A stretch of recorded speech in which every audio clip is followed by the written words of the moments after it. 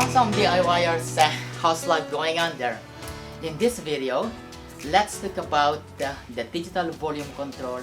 It's a functional sound quality test, or that is called SQ or sonic test.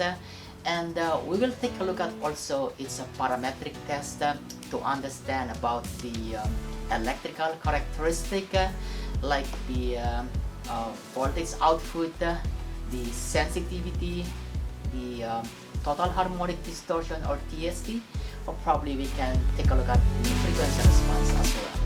Hi, my name is Ferdinand Dandy and you are watching the DR100 Concept Power Amplifier project. And you've probably seen already my previous video about the digital tone control, which I really put my effort to understand about it because I noticed that not so many of my fellow DIYers are using the digital volume control. I don't know exactly the reason why.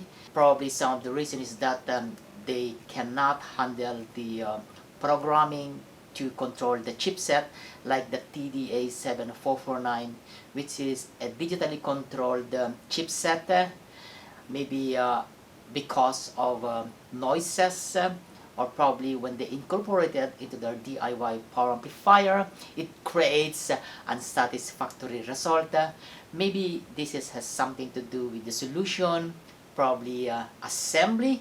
Probably it's because they just don't want to use digital because they think that adding a digital stream or adding a digital signal into our amplifier, it will impure it, or it will add a kind of impurities to the analog signal.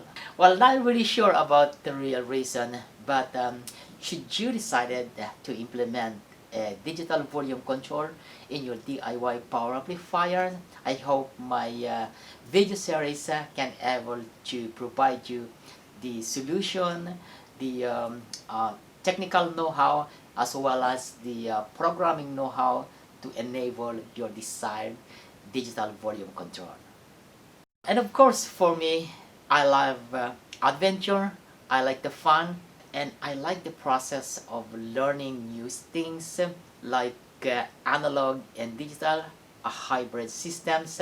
I often call that so-called digital brain, analog heart. Once again. I'm one of the guys who created the DR100 Concept project. It is a digital Class D power amplifier. It's an integrated power amplifier with the digital volume control. We get also equalizers, and it is driven by a microcontroller. Hopefully sooner or later we can get into the touch screen, or we're looking for a partner for that actually. If you are interested, let me know. You know how to contact me, right? Thank you guys. As I'm testing the sound quality right now, let me show you my setup. This is my source of music. The mobile phone is a Huawei One Android phone, and it is loaded with the audiophile voices number 5, and it is connected to a DAC. This is the DAC M1 from FX Audio, and we got an analog output in here, which is input to input 2, and then it goes to the digital volume control, and it is driven by the DR100 control module. By the way, this digital volume control basically is what I call it the DR100 EQ or equalizer, because it's basically a module. Let me show you. This is basically a module. There's the one in here, and it comes with the digital volume control and tone control, and also a preset equalizer. But for this time, I just only enable the digital volume control. It's really a kind of process by process, one by one, to understand its electrical performance as well as its sonic quality. And then the output, it goes to this headphone amplifier, which is I found it in the market. And finally, I'm listening to the music from this headphone, using the 3.5 mm jack. The Bluetooth is definitely power off, and this is manufactured by the company Ivey or Away. Oh, by the way, you might wondering how I evaluate the sound quality of this digital volume control. Well, I'm actually using the track from Chesky Record, like the channel identification, the left and right voice imaging, including the voice in phase, the voice out of phase, and also I listen to the audiophile voices. That's the best voices series number 5. One of the track is The Rose from Amy Fujita. The other one is Killing Me Softly with this song from Sosan Wong's. I've got also You've Got a Friend from Stacy Kanta, and there are other more that I've been listening, and my ears has been trained for that because I often listen to this kind of music whether I'm in my apartment or outside with the headphone or the TWS earbud. So more or less the characteristics has been programmed into my mind. Of course, my ear is not a golden ear. I already mentioned that at 50 plus, my ear has been deteriorated just a little bit. It's not seriously. I still can able to listen to a nice music actually. For the low frequency response, I'm using the track from IASCA. That is the International Association for Sound Competition. That is the Do You Feel the Pressure? Is a bust emphasis. And the other one for the high frequency is the same from IASCA. Is the Twitter tone and clearness with emphasis on the high frequencies. So those are my standard process to evaluate the sound quality of my DIY amplifier. I got some nice track on the rack also, quite riot.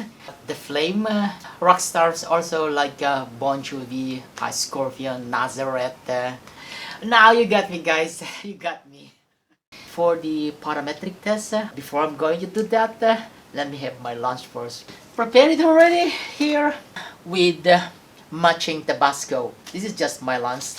And of course, with the water, and the water with lemon is always on my side. It's good for the health. And this is something that I can suggest also guys. I recommend basically that when you are doing DIY, just put a water on your side and have a sip by sip. If you find some kind of problem, well, take a sip and it will make you feel better. It's awesome, definitely awesome. I'm now ready for the parametric test, but I would like to change the process of instead of showing to you the details of the test measurement, like the input sensitivity, the maximum voltage swing, the distortion. I would like to capture data and put it into a report that is available for you for download. So what I would like to do right now is to change the equipment from the normal oscilloscope, the signal generator in here, and the HP audio analyzer. I would like to change that one into this PC-based equipment.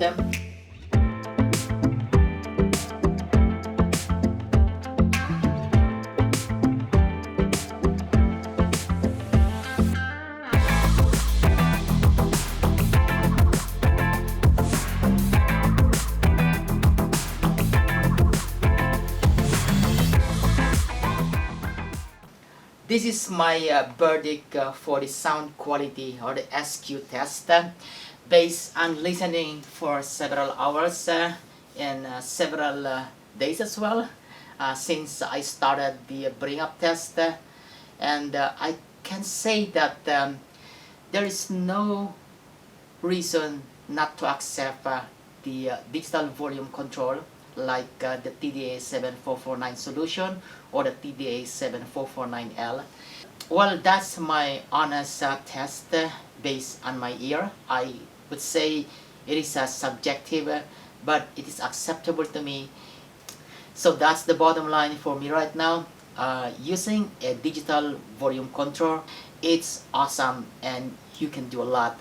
And it's also fun to enable it using that kind of a technical know-how on the programming. It's awesome, guys. It's awesome. You should try it.